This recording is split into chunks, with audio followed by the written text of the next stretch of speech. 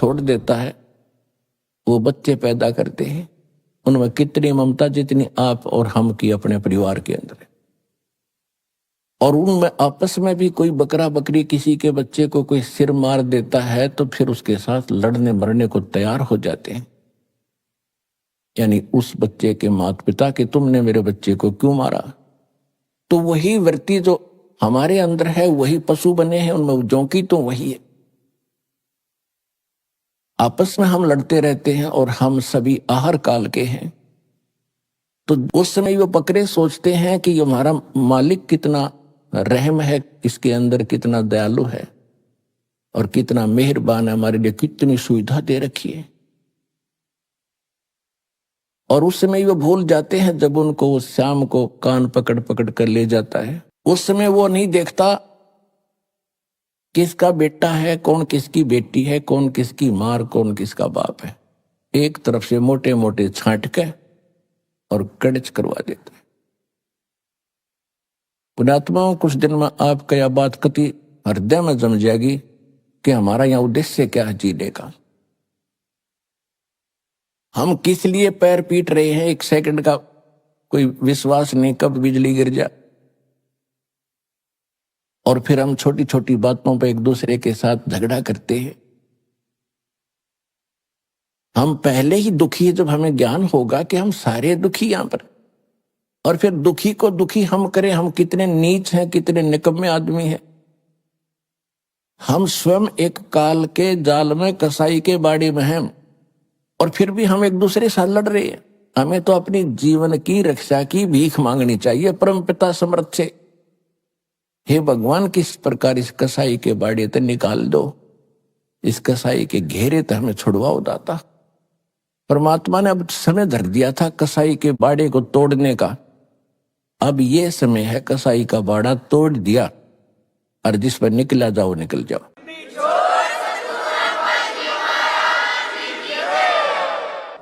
उस समर्थ ने अब ये रास्ता खोल दिया आपका। और अब भी कोई आंख नीचे पड़ा रहेगा, उसके साथ बेवकूफ और मूर्ख नीचे राष्ट्रपति बन रहा हो किसी देश का। ये ज्ञान जब हृदय में समाओगा, क्योंकि समाएगा, क्योंकि हमने रामायण घोट रखी, महाभारत कंठस्थ याद कर रखे थे, उनके दादे परदादा के नाम घोट रहे थे, जिनकी कति जरूरत नहीं हमने, हम इसे मूर्ख थे। अब हमने अपने कुल को याद करना पड़ेगा। कबीर साहब क्या कहते हैं, कबीर कुल खोए कुल होत है, कुल राखे कुल जाए, राम ने कुल कुल भेंट लो, सब कुल रहा समाए। कहते हैं कुल खोए कुल होत है और कुल राखे कुल जाए। हम अपने वंश को बचाने के लिए और भगवान से दूर रहते हैं, उसी यानी परिवार के पोषण में, उसे के सब कुछ करने में हम भगवान के लिए समय नहीं निकाल पाते हैं कि मेरा परिवार है, मेरा कुल चले। कहते यू कुल तो रहेगा ही नहीं, ये तो तेरा वंश रहेगा ही नहीं, एक दिन नष्ट होगा। कुल खोए कुल होत है और कुल राखे कुल जावे। और कहते राम ने कुल कुल भेंट लो, जिसमें सब कुल रहा समाए।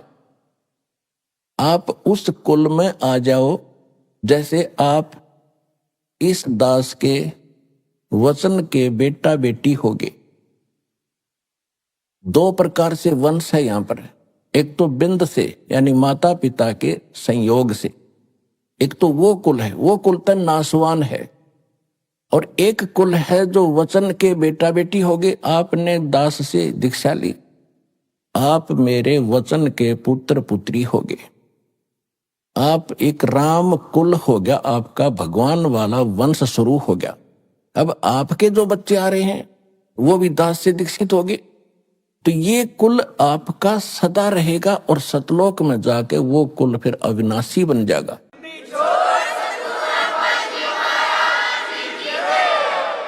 तो यहां परमात्मा कहते हैं कुल खोए कुल होत है, यानी उस कुल को भूलांगे और भगवान की तरफ हम समर्पित होंगे। और कुल रखे कुल जाए, और राम ने कुल कुल भेंट ले। जिसमें सब कुल रहा समाए। तो परमात्मा हमें याद दिलाते हैं कि काल ने तो अज्ञान भरवा रखा पूरे विश्व में। अब इस काल के बाड़े को कैसे तोड़ा जाएगा? अभी तो इस बाड़े को तोड़ा है, लेकिन और भी शेष जितना स्थान है, जैसे पृथ्वी पर तोड़ दिया तो स्वर्ग इसी का है। आपने पुण्य अच्छे कर रखे स्वर्ग में, वो भी एक इसी कसाई का ही बाड़ा है, वो भी एक जेल है। मूर्ख बनाकर वहां रखता है। आपके पुण्यों को खुद किसी में 10%, किसी में 20% आप पर टैक्स लेता आपके पुण्यों से, तब ये अपना गुजारा चला रहा है यहाँ पर 21 ब्रह्मांड को। और जब आपके वहां पुण्य खत्म हो जाते हैं, नीचे पटक देता है, फिर कमाओ। तो परमात्मा ने आके इसका सारा इंद्रजाल समझाया है और फिर हमें बताया है। अब कैसे विश्वास करें कि जो भक्ति हम कर रहे हैं ये श्रेष्ठ है, या हमें जो ज्ञान प्राप्त है ये सबसे उत्तम है? तो इसके लिए दास ने बताया कि सबसे पहले आपको अपने सदग्रंथों पर विश्वास करना होगा। और सदग्रंथ बता दिए हैं सूक्ष्म वेद, चारों वेद, श्रीमद् भगवत गीता। ये हैं परमात्मा पाने और अध्यात्म ज्ञान को जानने के। उसके बाद जो 18 पुराण है, उपनिषद है, ब्रह्मा जी का दिया हुआ ज्ञान है। ब्रह्मा जी से दक्ष आदि ऋषियों को प्राप्त हुआ, उन्होंने फिर अपने वंशज ऋषियों को बताया।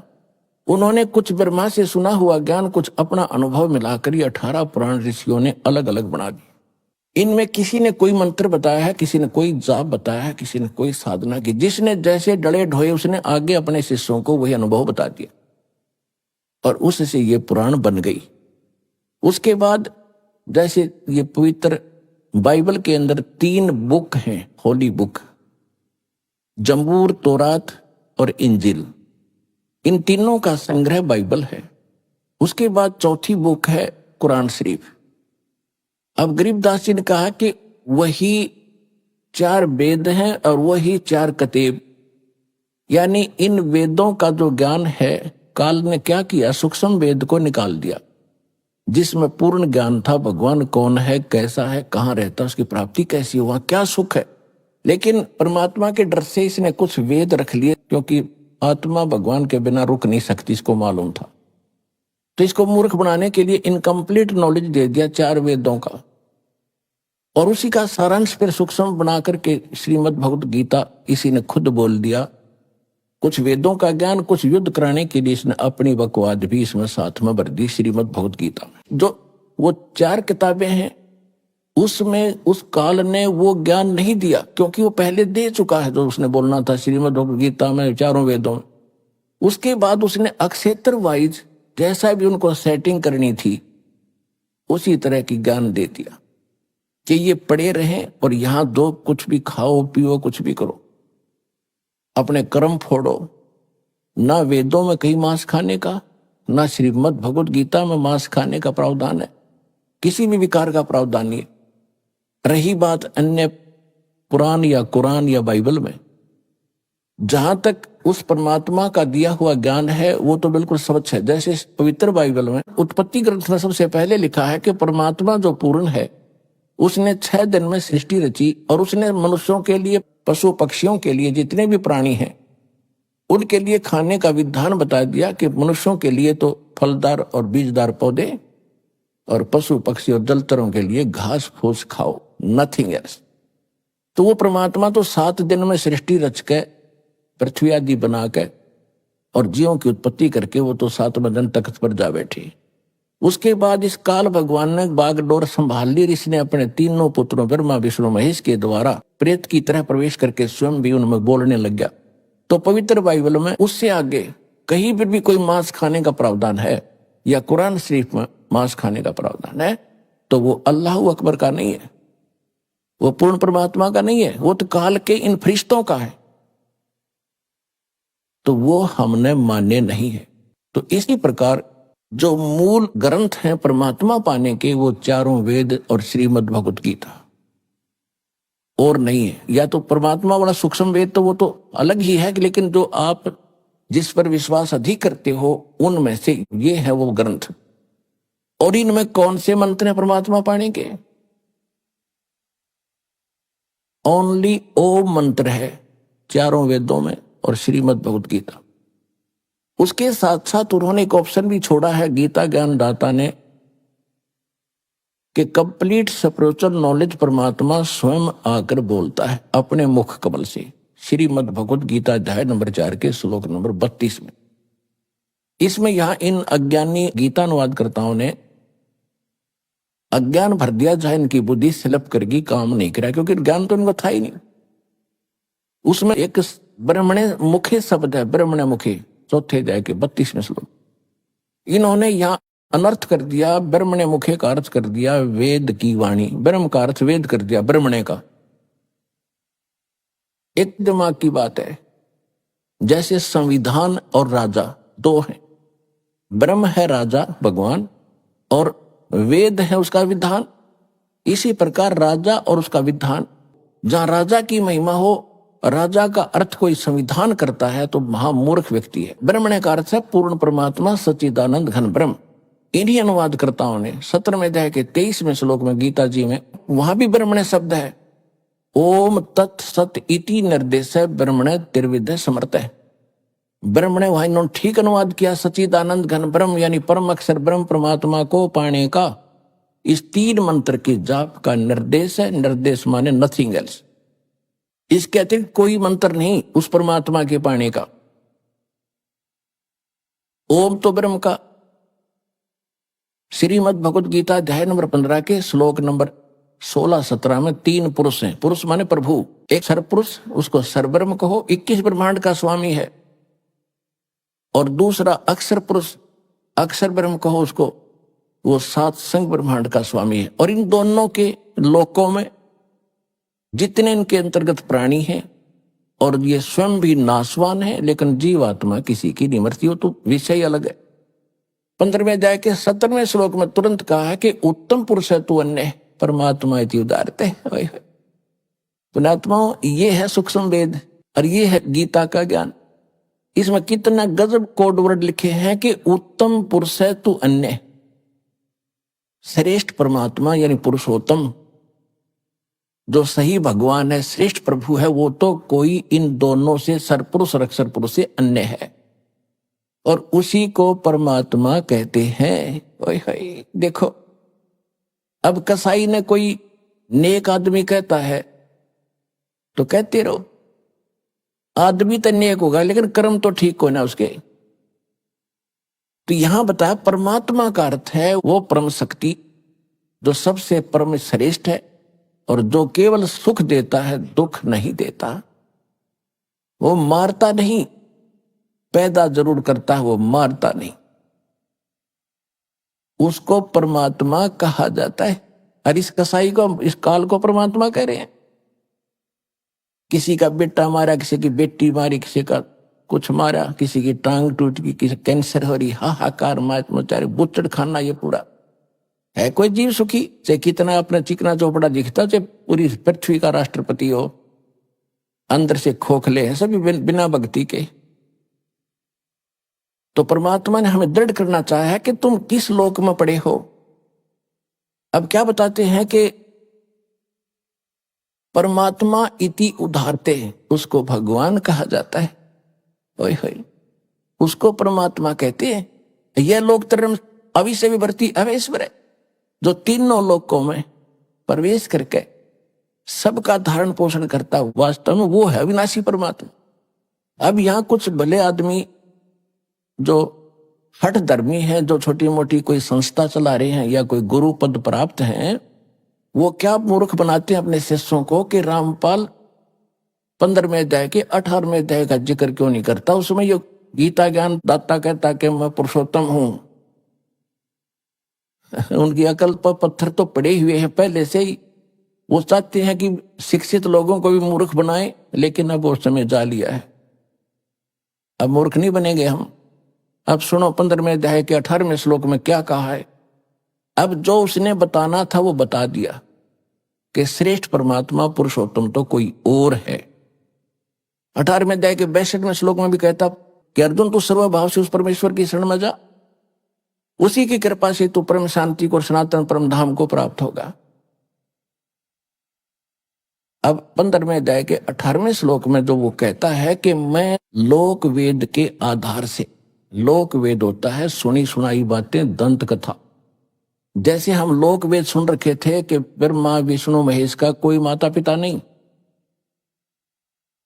और विष्णु जी सर्वेश्वर हैं, शंकर भगवान मृत्युंजय कालज्ञ सर्वेश्वर, सारी सृष्टि के रचने हाले, सबके पालन पोषण करने वाले, ये अजर व अमर है, इनका कभी नाश नहीं होता।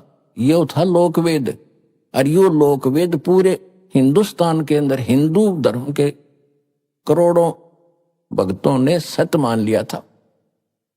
अब इसका वास्तविकता का पता चला, ये नासवान, इनकी जन्म मृत्यु होती है, इनके माता पिता है। ये है यथार्थ ज्ञान, और वो था लोकवेद। तो ये गीता ज्ञानदाता 15वें अध्याय के 18वें श्लोक में कहता है कि मैं तो लोक वेद के आधार से पुरुषोत्तम प्रसिद्ध हूं, क्योंकि मेरे अंतर्गत जितने प्राणी हैं मैं इनसे तगड़ा हूं, इनसे श्रेष्ठ हूं, ये मेरे कंट्रोल में। बस इतना प्रभु है, ये इतना पुरुषोत्तम है। 21 ब्रह्मांड में जितने प्राणी इनसे ताकतवर है, ये 1000 कला का भगवान है। और ब्रह्मा विष्णु महेश ये 16 कला के भगवान है। इनसे ये सोच लो कि ये 16 हॉर्स पावर की मोटर है, वो 1000 हॉर्स पावर का, और कबीर साहब तो थर्मल प्लांट है, पावर का अंत नहीं उसका। तो अब ये आते हैं गीता अध्याय नंबर 17 के श्लोक 23 में जो कहा है, ओम तत्सत इति निर्देश ब्रह्मण त्रिवेद समर्थ है। यहां इन्होंने ब्रह्मण का अर्थ सही कर दिया, सच्चिदानंद घन ब्रह्म, यानी उस परम अक्षर ब्रह्म को पाने का केवल ओम तत्सत, यही एक 3 मंत्र का प्रावधान है, निर्देश है, और कोई नहीं। ओम तो ब्रह्म का, वेदों में केवल ओम नाम है। गीता अध्याय नंबर 8 के श्लोक नंबर 13 में गीता ज्ञानदाता कहता है, ओम इति एकाक्षरम ब्रह्म व्यवहारण माम अनुसमरण ये प्रयाति तजन देहम सयाति परमाम गति। मुझ ब्रह्म का केवल एक ओम मंत्र है, नथिंग एल्स, इति, बस यही। और अंतिम सांस तक जो इसका सिमरण करता हुआ शरीर छोड़कर जाता है, वो ओम से मिलने वाली परम गति को प्राप्त होता है। ओम से मिलने वाली परम गति कौन सी है? क्योंकि ब्रह्म का जाप है, तो ब्रह्म लोक प्राप्त होता है। गीता अध्याय नंबर 8 के श्लोक नंबर 16 में यह भी स्पष्ट कर दिया है कि ब्रह्मलोक में गए हुए प्राणी भी पुनरावृत्ति में हैं, उनकी जन्म मृत्यु कभी समाप्त नहीं होती। और ये गीता ज्ञानदाता स्वयं भी कहता है दूसरे अध्याय के 12वें श्लोक में, और चौथे अध्याय के 5 और 9 श्लोक में, और 10वें अध्याय के 2 श्लोक में कि अर्जुन तेरे और मेरे बहुत जन्म हो चुके हैं, तू नहीं जानता, मैं जानता हूं। मेरी उत्पत्ति को ये देवता भी नहीं जानते, क्योंकि ब्रह्मा विष्णु महेश भी इसी से जन्मे हैं। तो पिता की डेट ऑफ बर्थ बच्चे नहीं जानते, दादा बताया करे। तो दादाजी ने आकर बता दिया कबीर भगवान ने कि ब्रह्मा विष्णु महेश के माता पिता ये ज्योत स्वरूपी निरंजन और दुर्गा है। इनका कैसे जन्म हुआ, कब हुआ, उन्हें सारी डेट बता रखी हुई, स्थान बता रखी।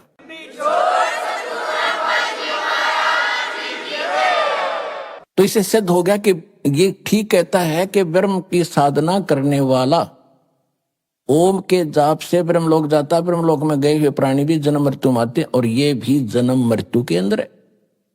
जिसको हम इष्ट मानकर पूज रहे हैं उसकी जन्म मृत्यु होती है, तो हमें कैसे वो स्थान मिलेगा? कौन सा? 15वें अध्याय के 4थे श्लोक में कहा है कि तत्वदर्शी संत की प्राप्ति के उपरांत परमेश्वर के उस परम पद की खोज करनी चाहिए, जहां जाने के बाद साधक फिर लौटकर कभी संसार में नहीं आते। और वो परमात्मा वो है जिसने सब ब्रह्मांडों की रचना की है। वहां गीता ज्ञानदाता कहता है मेरी भक्ति भी त्याग दे, केवल उसकी भक्ति कर। अब जो प्रसंग चल रहा है कि गीता अध्याय नंबर 4 के श्लोक नंबर 32 में गीता ज्ञानदाता कहता है कि परमात्मा यानी सच्चिदानंद घन ब्रह्म यहां प्रकट होकर अपने मुख कमल से जो ज्ञान देता है वो तत्व ज्ञान है, और उसमें कंप्लीट स्पिरिचुअल नॉलेज है। उसमें यज्ञों की यानी धार्मिक अनुष्ठानों की जानकारी विस्तार के साथ कही गई है, और उसके जानने के बाद फिर तो सभी कर्मों से मुक्त हो जाएगा। चौथे अध्याय के 34वें श्लोक में यह भी स्पष्ट कर दिया है कि वो ज्ञान तू तत्वदर्शी संतों के पास जाकर समझ, उनको दंडवत प्रणाम कर, कपट छोड़कर प्रसन्न कर, तब वो तत्वदर्शी संत तुझे परमात्म तत्वों का तत्व ज्ञान बताएंगे। गीता अध्याय नंबर 15 के श्लोक नंबर 1 में तत्वदर्शी संत की पहचान भी बता दी है कि तत्वदर्शी संत वो होगा जो उल्टे लटके संसार रूपी वृक्ष के सभी पार्ट्स को, सभी विभागों को भिन्न भिन्न बताओगा। और ये परमात्मा ने स्वयं 600 वर्ष पहले अपने मुख कमल से बोलकर उस तत्व ज्ञान में बता ही रखा है। अक्षर पुरुष एक पेड़ है, निरंजन कहो सरपुरुष कहो, निरंजन हुआ की डारे, ये तीनों देवा शाखा हैं, भाई पात्र रूप संसारे। ये है तत्व ज्ञान जो परमेश्वर कबीर देव ने, कबीर साहब ने, उस धानक दुल्हे ने, जिसको हम धानक दुल्हा कह के एक शुद्र मान के कवि की उपमा दे करके हमने उसकी हिस्ट्री बंद कर रखी थी, वो लाल है, वो पूर्ण परमात्मा है। आज हम उसको पहचानने योग्य हो गए। उसने 600 वर्ष पहले कहा था अक्षर पुरुष एक पेड़ है जो जमीन से बाहर दिखाई देता है, उस वृक्ष का तना, उसको वो समझो अक्षर पुरुष है। उसके फिर मोटी डार निकले एक, वो सर पुरुष यानी ज्योति निरंजन समझो, और उसके 3 शाखा ब्रह्मा विष्णु महेश, रजगुण ब्रह्मा, सतगुण विष्णु, तम गुण शिव जी, ये 3 शाखा है। उसके आगे जो पत्ते लगे हुए वो हम है, संसार है। अब फिर जड़ कौन है उस वृक्ष की, उस जड़ को बताने के लिए दास भेजा, वो परम अक्षर ब्रह्म है, वो कबीर साहब है। अनंत कोट ब्रह्मांड का एक रति नहीं भारे, सतगुरु पुरुष कबीर हैं ये कुल के सर्जनहार। गरीबदास साहिब जी ने परमात्मा के ज्ञान को समझा, परमात्मा को जाना, उसके बाद उन्होंने बताया। अब जो प्रसंग चल रहा है कि कौन से मंत्र हैं जिनसे मोक्ष होगा, कौन से मंत्र हैं, कौन सी साधना जिनसे मोक्ष होगा। तो पहले तो आप जी को उन सदग्रंथों से प्रमाणित करूंगा कि जिनको आप सत्य मानते रहे। वेद और गीता ये गॉड गिवन स्पिरिचुअल नॉलेज है। रही पुराण या कोई उपनिषद है, ये उपनिषद ऋषि महर्षि साधकों के अपने अनुभव है। और जो वेदों और गीता से उनकी साधना नहीं मिलती है तो उनका आगे लिखा अनुभव भी बकवाद समझ लेना। वो जिनका बीज ही नहीं मिलता, जैसे कोई कहता मैं आम का पेड़ बो रखा है मैंने, और आम की सुनी सुनाई महिमा भी बताता, उसके फल बड़े मीठे हैं, तो बीज बताता है, दिखाता ये बीज है, तो वो बीज है बबूल का, पहचान लिया हमने। क्योंकि उनकी साधना जो थी वो तुलना करनी है वेदों और सूक्ष्म वेद से और उन महापुरुषों से जिन्होंने परमात्मा पाया, परमात्मा ने सीधा ज्ञान दिया। उन्होंने कौन सी साधना की, वो उनका बीज मंत्र है। यदि उनका बीज ही नहीं मेल खाता तो उनकी जो अनुभव है आगे लिखा वो भी बकवाद पावेगी। तो बीज से पेड़ बनना है। बीज मंत्र कौन से हैं जो हमारे वेदों और सूक्ष्म वेद में लिखा हुआ, जिन महापुरुषों को भगवान स्वयं आकर मिले, उनको सतलोक दिखाया, उनको फिर वो विधि बताई अपने मुख कमल से, उस तत्व ज्ञान से उन्होंने जो साधना की और फिर उनको परमात्मा मिले, उन्होंने अपना अनुभव लिख रखा। उन महापुरुषों की वाणी में जो उन्होंने साधना की वो फाइनल मंत्र है। वेद भी बताते हैं वो परमात्मा सतलोक से चलकर आता है, जहां वो रहते हैं सहशरीर, वहां से सीधे गति करके आते, सहशरीर आते हैं, सहशरीर चले जाते हैं और यहां अच्छी आत्माओं को मिलते हैं, उनको तत्व ज्ञान से परिचित करते हैं। एक कवि की तरह आचरण करते हुए वो घूमते फिरते रहते हैं और अपना ज्ञान लोकोक्तियों के माध्यम से, कविताओं के माध्यम से, दोहों के माध्यम से, चौपाइयों के माध्यम से यानी पद्य भाग में बोलकर सुनाते हैं, जिस कारण से वे एक प्रसिद्ध कवियों में से भी एक उपाधि प्राप्त करते हैं। लेकिन वो कबीर देव, कबीर साहब स्वयं परमात्मा ही होते हैं। वो कहाँ लिखा है ये प्रमाण? ऋग्वेद मंडल नंबर 9 सूक्त 86 मंत्र 26 और 27 में, ऋग्वेद मंडल नंबर 9 सूक्त 82 मंत्र 1, 2, 3 में, ऋग्वेद मंडल नंबर 9 सूक्त 94 के मंत्र 1 में, ऋग्वेद मंडल नंबर 9 सूक्त 95 मंत्र 2 में, ऋग्वेद मंडल नंबर 9 सूक्त 96 96 के 16 से लेकर 20 में, ऋग्वेद मंडल नंबर 9 सूक्त चमन मंत्र 3 में, ऋग्वेद मंडल नंबर 9 सूक्त 20 मंत्र 1 में, ऋग्वेद मंडल नंबर 9 सूक्त 1 और मंत्र 8 और 9 में, और भी अनेक स्थानों पर। इन सब का सारांश दास ने अभी बताया था कि वो परमात्मा सतलोक में रहता है। वहां मानव सदृश शरीर है, राजा के समान उसको देखें तो राजा के समान उनकी छवि है, सिर पे मुकुट है, ऊपर छत्र है, सिंहासन पर विराजमान है। और वो परमात्मा अपने वहां उनका शरीर का जो नूर है, तेज है, बहुत ज्यादा है। एक रोम यानी बाल में करोड़ सूर्य मिला दे, करोड़ चंद्रमा तो भी फीके पड़े। अगर वो परमात्मा एज इट इज यहां आ जाए तो हमारी तो उल्लू की तरह ये चरम दृष्टि बंद हो जाएगी, जैसे उल्लू सूर्य नहीं देख सकता। इसलिए परमात्मा अपने शरीर को, अपने बॉडी के प्रकाश को हल्का करके तब हमें यहां आकर मिलते हैं, अच्छी आत्माओं को मिलते हैं, उनको ज्ञान से परिचित कराते हैं। और वो परमात्मा ऊपर ध्रुवलोक के तीसरे पृष्ठ यानी तीसरे स्थान पर विराजमान है। सतलोक के 3 पोर्शन हैं। जैसे दिल्ली के अंदर एक तो ग्रामीण दिल्ली बाहर क्षेत्र है, फिर बाजार बजूर आ गया, और बीच में फिर अपनी राजधानी है। ऐसे सतलोक में 3 पोर्शन है। तो जो परमात्मा लीला करते हैं इस तरह वो किस किस को मिले हैं? आदरणीय धर्मदास साहिब जी को, आदरणीय मलुकदास साहिब जी को, आदरणीय नानक साहिब जी को, आदरणीय दादू साहिब जी को, आदरणीय गरीबदास साहिब जी को, गांव छुड़ानी जिला जुद्दर हरियाणा वाले को, आदरणीय गीसा दास साहिब जी को, गांव खेखड़ा जिला बागपत उत्तर प्रदेश वाले को, और आदरणीय रामानंद जी बनारस वाले को। उन महापुरुषों ने भी परमात्मा के कौन से मंत्र जाप किए, कौन सी साधना उन्होंने की जिससे उनका मोक्ष हुआ। हम मानते हैं इन महापुरुषों का मोक्ष हुआ।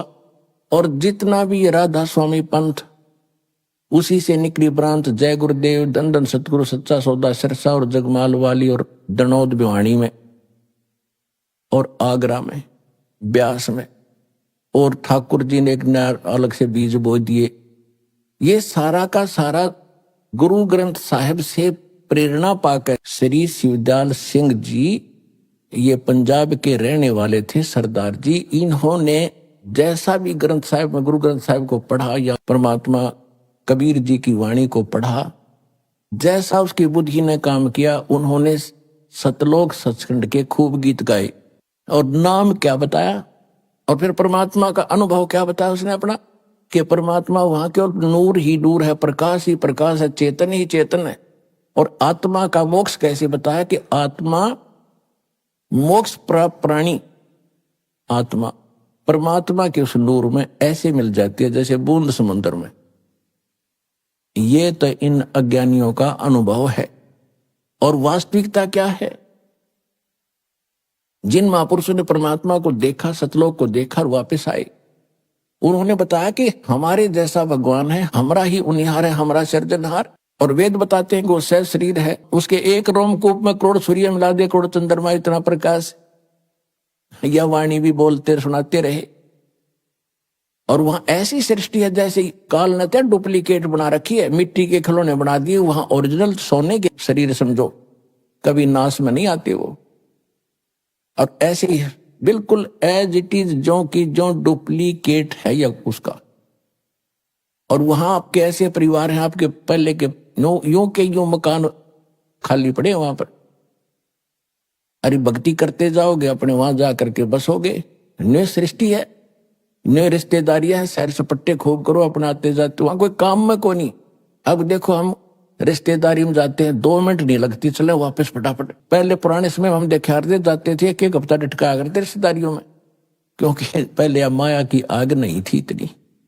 और कितना प्यार होता था, किस तरह रहते थे वो दास ने, क्योंकि दोनों जमाने देख लिए, इसलिए खूब पता है उसका। और वर्तमान में जो आपस में कितना प्रेम रह गया रिश्तेदारों का।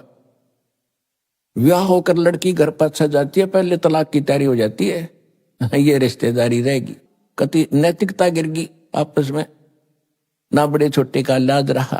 पहले शर्माया करते, जैसे हम जाते थे घर वाले पहले शिक्षा देते थे, बेटा किसी तो गलत ना बोलियो, अपनी मौसी जी को, मौसा जी को प्यार से बोलियो, प्रणाम करियो, वो कुछ भी कहे उलाने दे सुन लीजियो। और अब क्या कहें, पता नहीं क्या कह दे बच्चे अपनी यानी बहन की सास को या ससुर को ऐसा बेहुदे शब्द बोल देते। तो कहने का भाव यह है कि रिश्तेदारी बिना ढंग की रही अब हमारी। तो वहां जाने के बाद बहुत सुख है, एज इट इज है। वहां कभी मृत्यु नहीं, वृद्धावस्था नहीं, ये 5 तत्व नाड़ियों का जोड़ जुगाड़ का शरीर नहीं है वहां कोई मलमूत्र नहीं, जितना भी खाओ शरीर के अंदर कंज्यूम हो जाता है, ऐसी बॉडी दी परमात्मा। ना थूक है, ना कुछ और है, ना कुछ, ऐसा सुंदर शरीर। तो इसलिए तो उसकी तरफ है लोगों ने, राजाओं ने राज भी त्याग दिया उस सुख स्थल को पाने के लिए। लेकिन रास्ता ना मिलने से भटको इस संसार में, कितने धक्के खा लो, कितने परित्याग कर लो, व्हाट इज यूज। तो अब परमात्मा ने वह दया करी है आपके ऊपर, वो समय भी दिया है आपको, शिक्षा भी दी है आपको।